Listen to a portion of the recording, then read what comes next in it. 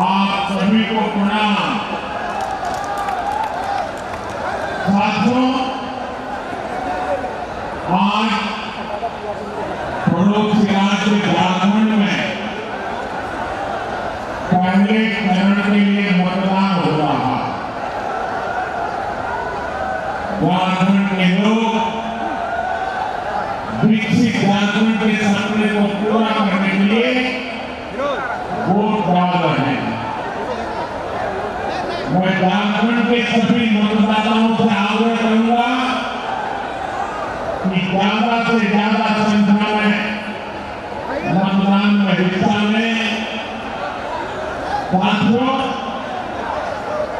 मैं विद्या की धरती की बेटी स्वर कोटिया शारदा सिन्हा जी को भी श्रद्धांजलि अर्पित करता हूं। शारदा सिन्हा जी ने भोजपुरी और मैथिली संगीत की जो सेवा की है वह अतुलनीय है। खासतौर पर महापर्व छठ की महिमा को जिस तरह उन्होंने अपने गीतों से पूरी दुनिया में पहुंचाया वो अद्भुत है। साथियों, आज तेजी से कदम बढ़ा रहे हैं। हमारी पीढ़ी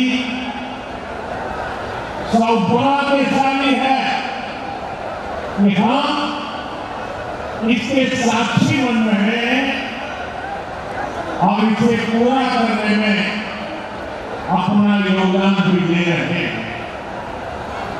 साथियों, हमारी सरकार देश की सेवा के लिए, लोगों के कल्याण के लिए हमेशा प्रतिबद्ध करोड़ रुपये का अलग अलग प्रोजेक्ट का शिलान्यास और लोकार्पण हुआ। इसमें रोड, रेल और गैस इंफ्रास्ट्रक्चर से जुड़े अनेक प्रोजेक्ट हैं। और सबसे बड़ी बात, दरभंगा में इसका सपना साकार होने की तरफ एक बड़ा कदम उठाया गया। दरभंगा एम्स के निर्माण से बिहार के स्वास्थ्य क्षेत्र में बहुत बड़ा परिवर्तन आएगा। इससे मीडिया, कोसी और तिरहत क्षेत्र के अलावा पश्चिम और आसपास के कई क्षेत्र के लोगों के लिए सुविधा होगी। नेपाल से आने वाले दरभंगा को, मिथिला को, पूरे बिहार को इन विकास कार्यों के लिए बहुत बहुत बधाई देता हूं। साथियों, हमारे देश में सबसे बड़ी आबादी गरीब और मध्यम वर्ग की है और बीमारी भी सबसे अधिक इन्हीं वर्गों को प्रभावित करती है। इस वजह से इलाज पर इनका खर्च भी बहुत ज्यादा होता है। हम सब उसी पृष्ठभूमि में गरीब और सामान्य परिवारों से निकले, इसलिए घर में कोई गंभीर रूप से बीमार पड़ता है तो कैसे पूरा घर संकट में आ जाता है। हम इस चिंता को भली भांति समझते हैं और पहले के दौर में स्थितियां भी बहुत कठिन हुआ करती, अस्पताल बहुत ही कम थे, डॉक्टरों की संख्या बहुत ही कम थी, दवाइयां बहुत महंगी थी, बीमारी की जांच का कोई ठिकाना नहीं था और सरकारें सिर्फ वादों और दावों में उलझी रहती। यहाँ बिहार में जब तक नीतिशील सरकार में नहीं आई तब तक गरीबों की चिंता को लेकर कोई गंभीरता ही नहीं थी। गरीब के पास चुपचाप बीमारी सहने के अलावा और कोई चारा नहीं था। ऐसी स्थिति में हमारा देश कैसे आगे बढ़ता, इसलिए पुरानी सोच और अप्रोच दोनों बदला। साथियों, हमारी सरकार देश में स्वास्थ्य को लेकर होलिस्टिक अप्रोच के साथ काम कर रहे हैं। हमारा पहला कदम, हमारा फोकस बीमारी से बचाव पर है। दूसरा फोकस बीमारी की सही तरीके से जांच पर है। तीसरा फोकस है लोगों को मुफ्त और सस्ता इलाज मिले और सस्ती दवाएं मिले। हमारा चौथा फोकस है छोटे शहरों में भी इलाज की बेहतरीन सुविधाएं पहुंचाना, देश में डॉक्टरों की कमी को दूर करना। और हमारा पांचवा फोकस है स्वास्थ्य सेवाओं में टेक्नोलॉजी का विस्तार करना। भाइयों बहनों, कोई परिवार नहीं चाहता कि उसके घर में कोई बीमारी पड़े। शरीर स्वस्थ रहे, इसके लिए योग, आयुर्वेद, पोषक खान पान का महत्व लोगों को बताया जा रहा है। फिट इंडिया मूवमेंट चलाया जा रहा है। ज्यादातर सामान्य बीमारियों की वजह गंदगी, दूषित खान पान, खराब जीवन शैली होती है। इसलिए स्वच्छ भारत अभियान हर घर शौचालय, नल से जल जैसे अभियान चलाए जा रहे हैं।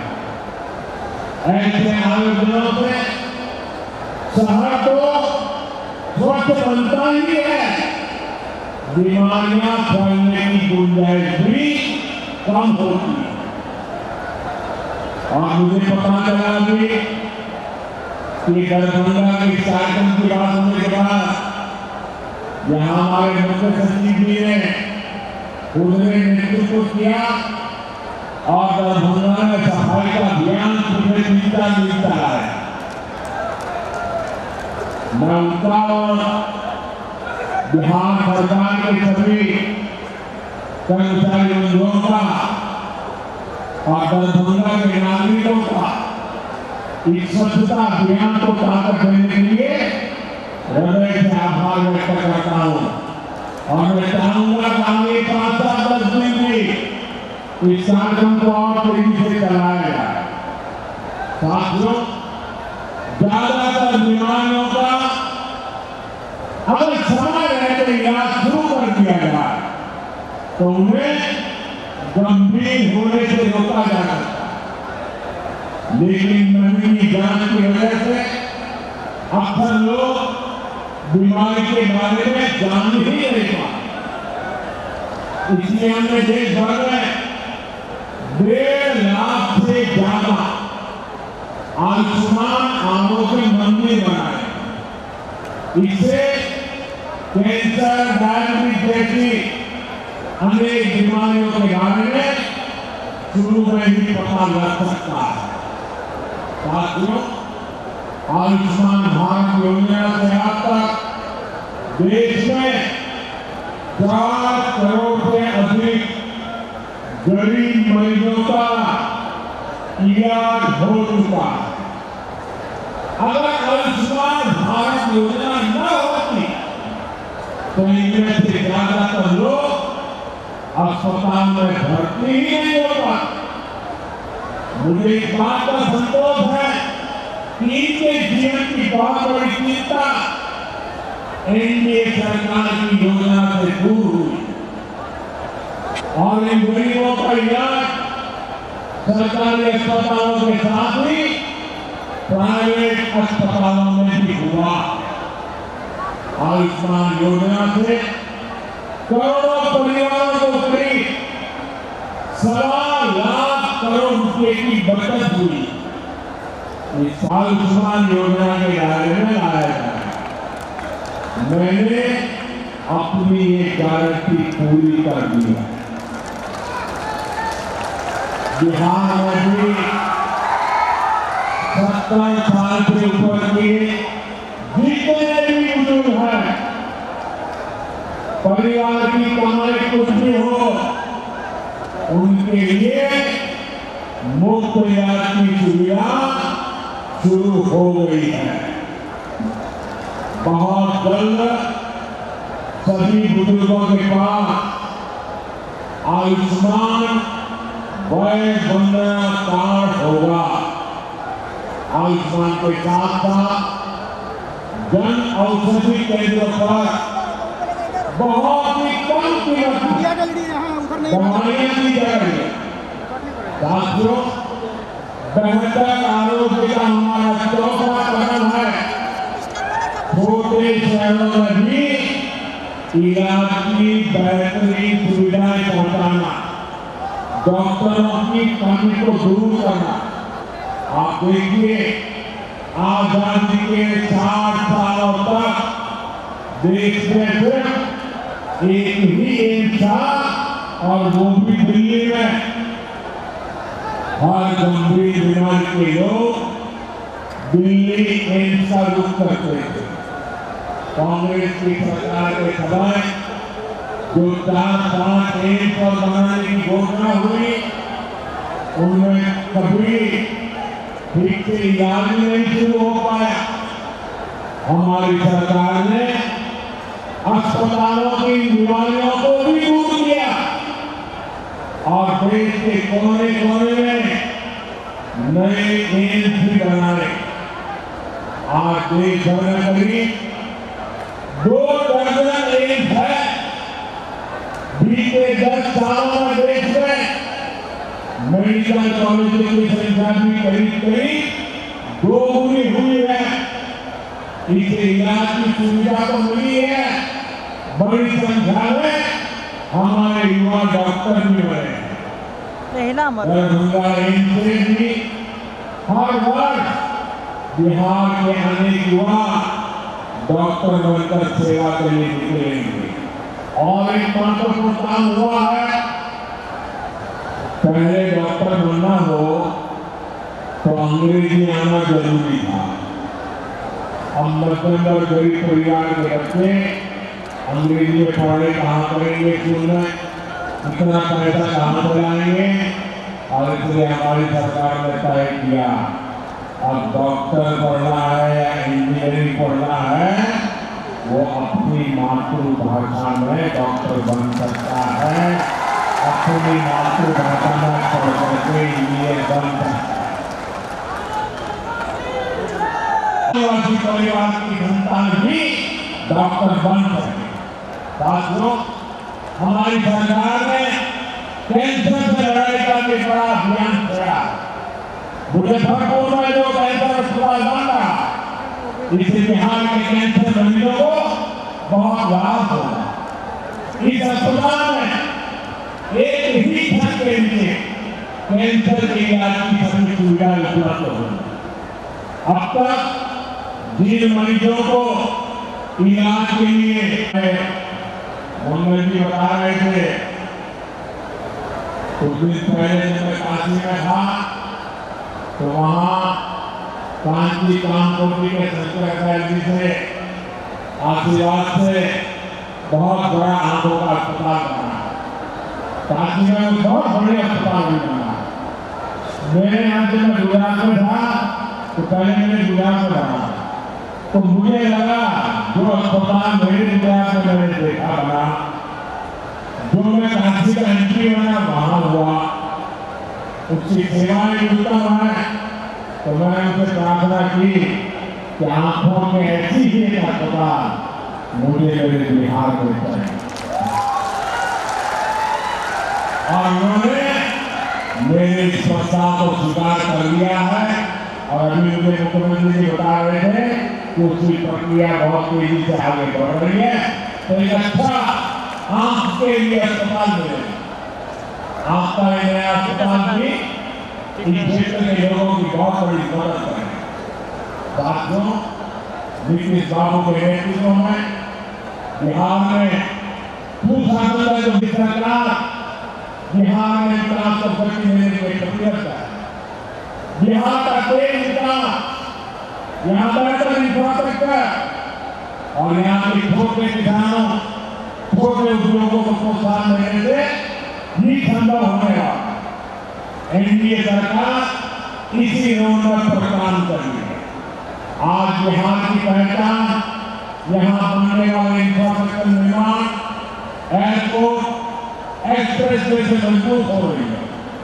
दरभंगा में उड़ान योजना के तहत एयरपोर्ट शुरू हुआ है, जिससे दिल्ली, मुंबई जैसे शहरों तक सीधी उड़ान की सुविधा मिलने लगी है। बहुत जल्द यहाँ से रांची के लिए उड़ान शुरू हो जाएगी। 5,500 करोड़ रुपए की लागत से तैयार होने वाले आमद दरभंगा एक्सप्रेस पर भी काम चल रहा है। आज 3,400 करोड़ रुपए की लागत से सिटी गैस डिस्ट्रीब्यूशन के काम का शिलान्यास हुआ है। और घर में जैसे नल से जल आता है ना, वैसे ही नल से गैस शुरू हो गया और वो सस्ता नहीं होगा। विकास का ये महायज्ञ बिहार में इंफ्रास्ट्रक्चर में नई ऊंचाई पर ले जा रहा है। इससे यहाँ पर बड़ी संख्या में रोजगार की व्यवस्था पैदा हो रहे। साथियों, दरभंगा के बारे में कहा जाता है, पग पग पोखरी माध मकान, मधुर बोल मुस्की मुस्कान। इस क्षेत्र के किसानों, मखाना उत्पादकों और मछली पालकों का हित भी हमारी सरकार की सर्वोच्च प्राथमिकता। पीएम किसान सम्मान निधि के तहत बिहार के किसानों को 25,000 करोड़ रुपए से ज्यादा मिले हैं। मिथिला के किसान को भी इस योजना का फायदा मिला। हमारा का दर्जा किया गया। मखाना को जीआई टैग भी मिला है। इसी तरह मत्स्य संपदा योजना के तहत अपने मछली पालक साथियों को हर तरह पर मदद कर रहे हैं। मछली उत्पादकों को किसान क्रेडिट कार्ड का लाभ मिलने लगा है। यहाँ जो मीठे पानी की मछली है उसका भी बहुत बड़ा बाजार है। पीएम मत्स्य संपदा योजना से भी उन्हें बहुत मदद मिल रही है। भारत को हम विश्व के बड़े मछली निर्यातक देश के रूप में विकसित कर रहे हैं। इसका भी बहुत लाभ दरभंगा के मछली पालकों को मिल रहा है। साथियों, कोसी और मिथिला को बाढ़ से जो परेशानी होती है उसको दूर करने के लिए भी हम ईमानदारी से काम कर रहे हैं। इस वर्ष के बजट में हमने बिहार की बाढ़ की समस्या से निपटने के लिए एक विस्तृत प्लान घोषित किया। मुझे विश्वास है नेपाल के साथ मिलकर हम समस्या को हल कर पाएंगे। इससे जुड़े 11,000 करोड़ रुपए पैकेज के खोलने पर भी हमारी सरकार काम कर रही है। साथियों, हमारा बिहार भारत की विरासत का बहुत बड़ा केंद्र है। इस विरासत को संजोना हम सभी की जिम्मेदारी है। इसलिए एनडीए सरकार विकास भी बोलना जरूरी है, इन्हें बचाना भी जरूरी है। हाल में हमने पाली भाषा को शास्त्रीय भाषा का दर्जा दिया। इस भाषा में भगवान बुद्ध के संदेश और बिहार के प्राचीन गौरव का विस्तृत वर्णन, इसकी जानकारी युवा पीढ़ी तक पहुंचाना जरूरी है। और मैं आपको याद दिलाना चाहूंगा, एनडीए सरकार ही है जिसने मैथिली भाषा को संविधान की 8वीं अनुसूची में शामिल किया।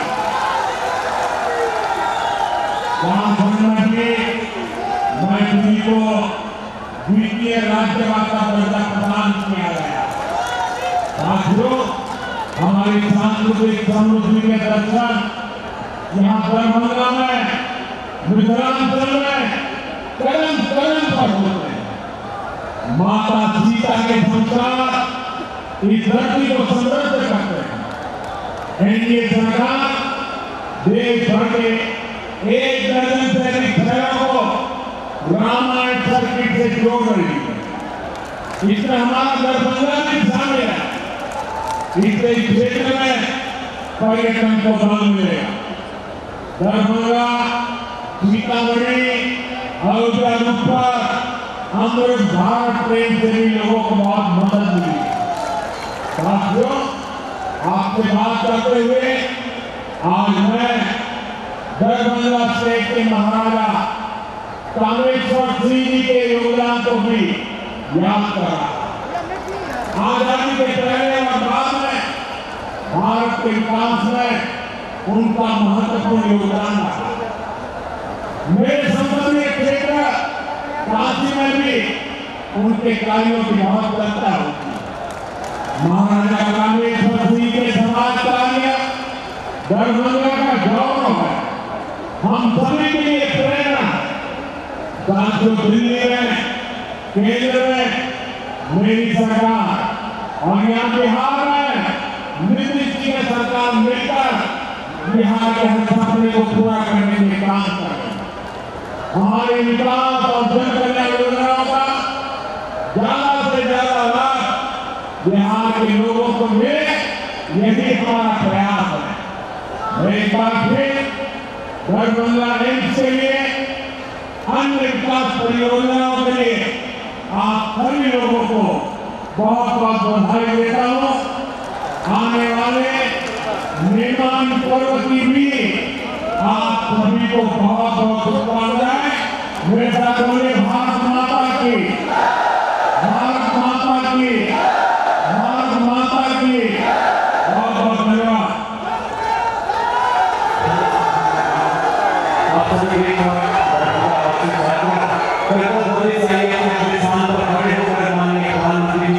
आभार व्यक्त करें। सभी अपने अपने स्थान पर खड़े होकर जोरदार कर्तव्य से अपना आभार मानने प्रधानमंत्री देशवासियों के निस्वार्थ सेवा है। देश के महानगरी में अपना सर्वस्व फूंकने वाले तपस्वी माननीय प्रधानमंत्री जी